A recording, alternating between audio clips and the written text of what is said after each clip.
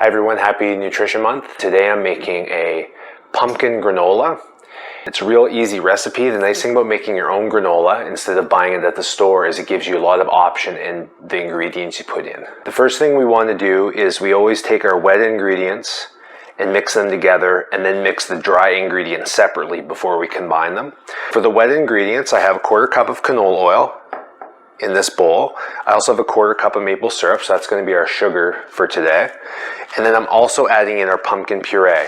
So this is the cans that you find in the grocery store, but you buy the pumpkin puree that doesn't have the spices added. We're going to add those in ourselves. I'm going to mix these three and I'm going to just put them in the bowl here just to make it easy. Adding in your own sweeteners, it allows you to control how much sugar you're adding, the sweetness that you like, and it gives you a lot more flexibility. That's ready to go. Now I'm going to just give it a whisk here.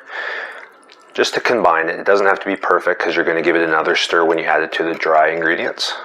And now we're going to add in our other ingredients. Our base for most granolas is oats, and I have 3 cups of oats just already in the bowl here. 1/2 cup of unsweetened shredded coconut, 1/4 cup of pumpkin seeds, some nuts, so I have 1/2 cup of pecans.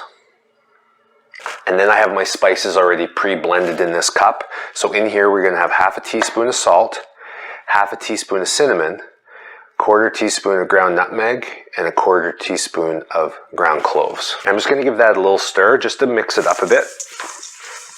Now you'll probably see in the video here that I still have some raisins. So you have the option with the raisins that you can add it in before you cook it or after you cook it. Keep in mind that when you add it in before, sometimes they can dry out and get a little tough. For myself, I like to put them in after because they're softer. The one nice thing about making your own granola is you get rid of all that packaging from buying the boxes of granola at the store.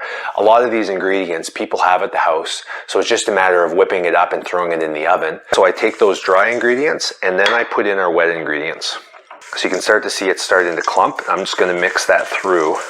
Make sure all the oats are coated up. But you can see it coming together. And I have a pan all ready to go. I put some parchment paper on. Sometimes with the sugar, it can stick to your pans quite bad. The trick here is to have a nice even spread across the whole pan. If you have certain spots that are thicker than others, some parts will cook too quick and the other ones won't be clumped and cooked through enough. So as you can see, I'm just taking my spatula and just spreading it all throughout that pan, just so it's uniform. With the recipe calling for just a small amount of the pumpkin puree and you buy that puree at a store, it usually comes in quite a large can. And when we talk about food waste, of course we don't want to use 1/2 cup to a cup and throw the rest out. So that's why in the recipe ebook you'll see another recipe in there for a pumpkin loaf that uses the other part of that can.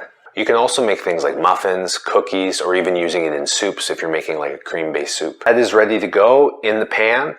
I'm going to put that in the oven. So the oven is preheated to 325. It's going to take about 35 minutes and then we're going to let it cool. Halfway through the cooking, I'm going to give it a stir just to make sure it's cooking evenly throughout. And then I'll be back when I take it out of the oven. Okay, so the granola is out of the oven. It was about 35 minutes in the oven and then I gave it about 10-15 minutes to sit out on the cooling rack that you can see here. That's when you'll start to notice it harden. I'm going to take the granola and put it in this bowl I have set aside here. Last thing I'm doing is I'm just going to put in these raisins. So again, like I said before, I just put my raisins in after so they stay soft. So after you make the granola, it can store up to 2 weeks in an air-sealed container like a Tupperware or a bag, which is really nice because then you have it ready to use for breakfasts, snacks, anything you want to use it for.